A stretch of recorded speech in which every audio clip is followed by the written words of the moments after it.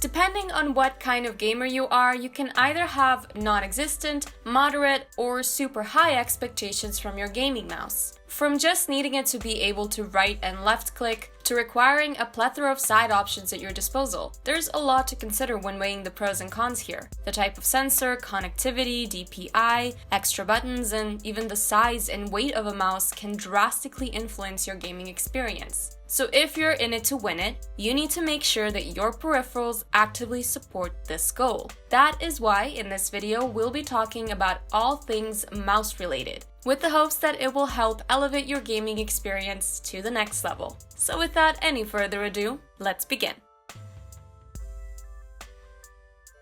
The first thing you need to decide on when buying a mouse is what type of sensor is best for you. Both optical and laser sensors come with their respective advantages and disadvantages. So let's take a look at what these are, shall we? Optical sensors are the more common type, which also makes them more affordable. We must emphasize that the difference in price between optical and laser mice isn't quite what it used to be, where once we had a price gap large enough for even a whole keyboard to fit through, now we have a negligible margin in most cases. Still, the fact remains that on the whole, laser mice are a bit more expensive. Another thing that changed over time is the difference in quality between these two sensors. Once upon a time, laser mice were well and truly superior to optical ones. But as technology improved over the years, this distinction of quality was erased entirely. This isn't to say that there aren't any differences between how each sensor works. Laser mice still have the benefit of being usable on any and all surfaces, even transparent ones. But the thing about laser mice that makes them sometimes undesirable for gaming is that they are too accurate.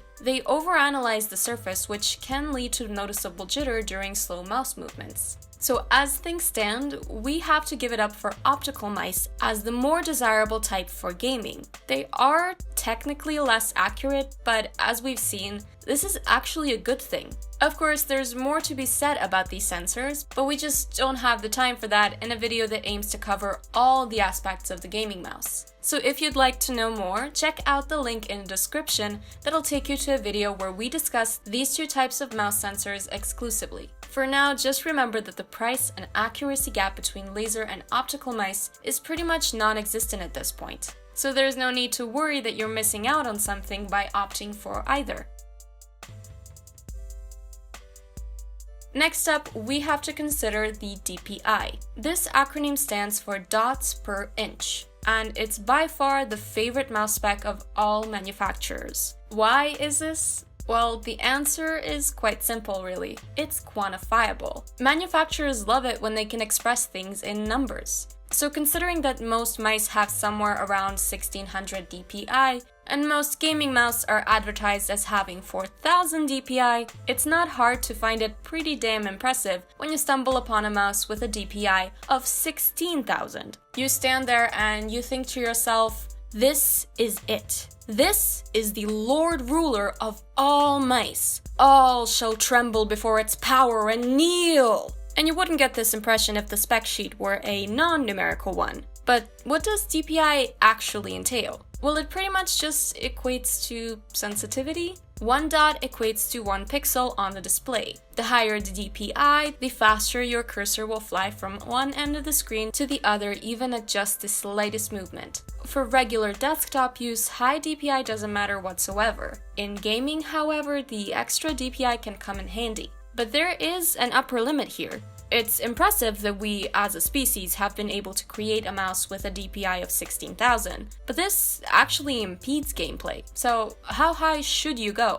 Unfortunately, there's no right answer here, since this has to do with personal preference and the types of games you play the most. But even if the DPI ends up being too high for you, you can always just scale it down. In fact, the ability to adjust the sensitivity with just a single click of a button is one of the main benefits of having a high DPI mouse. If you're playing a first-person shooter, you can switch to a low sensitivity setting when you're aiming a sniper rifle, and then go back to high sensitivity the moment you switch your weapon. As for the minimum DPI a gaming mouse should have, a good rule of thumb is to use your display's horizontal resolution as an estimate. For example, if you got a 1080p display, this should be a DPI of 2000, which scales up to 2500 for 2K and 4000 for 4K. As far as DPI goes, these numbers are not at all uncommon, so you should have no trouble finding one that's just to your liking. But always remember that a higher DPI does not necessitate higher quality. If you find a cheap mouse with a ridiculously high DPI,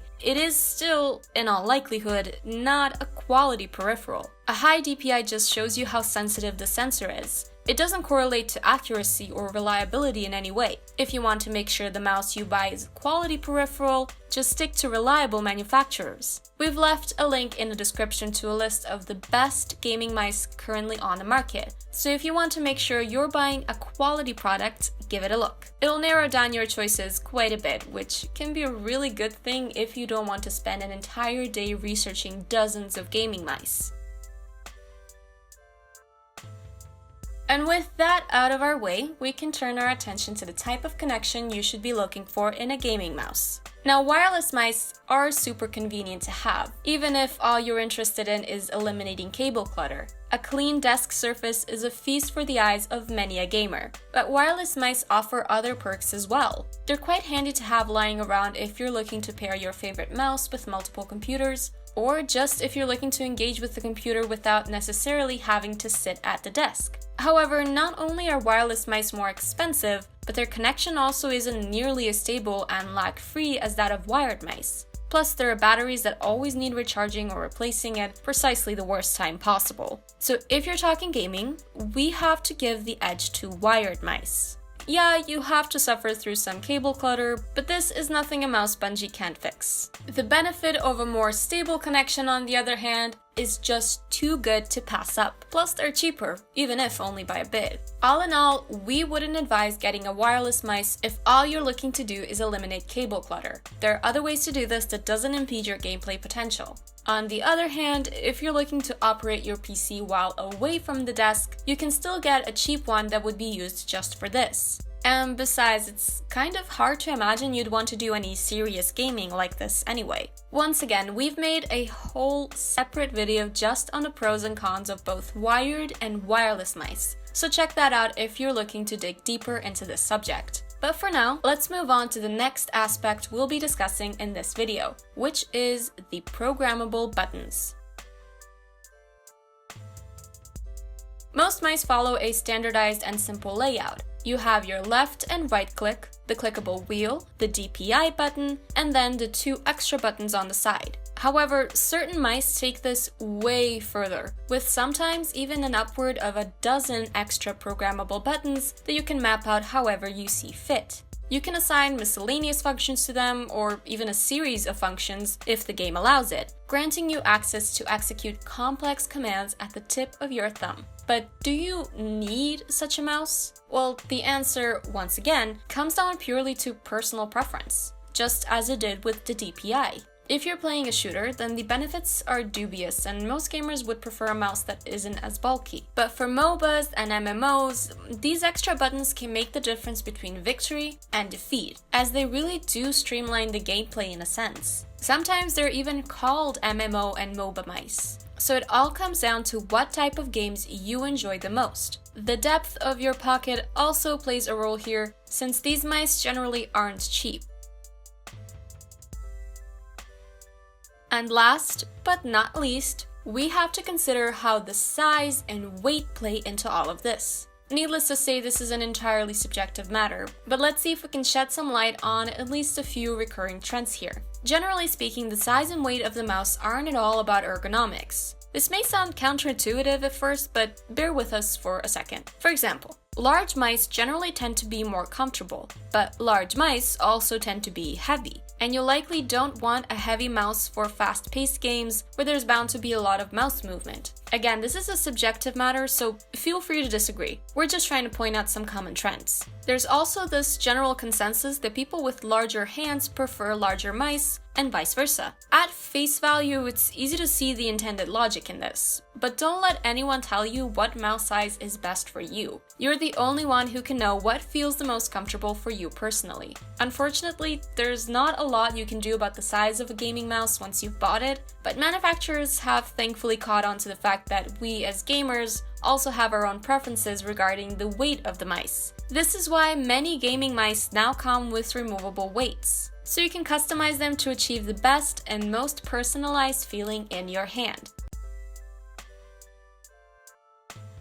And that about does it for this video. To summarize, there isn't a large technological gap between optical and laser mice, and both of them are fine, but in our opinion, optical mice come out on top, just because they don't overanalyze the surface they're on, which makes for a smoother gaming experience. DPI basically boils down to how large a distance your cursor will travel when you move the mouse. Higher DPI is advisable for higher resolutions, but there definitely is such a thing as too high. Wired mice have a more stable connection than wireless ones, so we prefer them for serious gaming. And finally, you just have to follow your gut when it comes to programmable buttons and the size and weight of a mouse. This can come across as a lot of information at first, but you'll quickly get the hang of it once you start comparing different models. And if it's still overwhelming, just remember that we've left a link to the list of the best gaming mouse in the description to help you should you want to narrow things down a bit. In any case, we hope you found this video helpful. If you have, you can help us out by liking it and subscribing to our channel. And if you've got friends who could benefit from watching it, help them out by sharing it either directly or on social media. Also, if you want to see more videos like this one, we highly suggest clicking on the bell icon so that you don't accidentally miss them.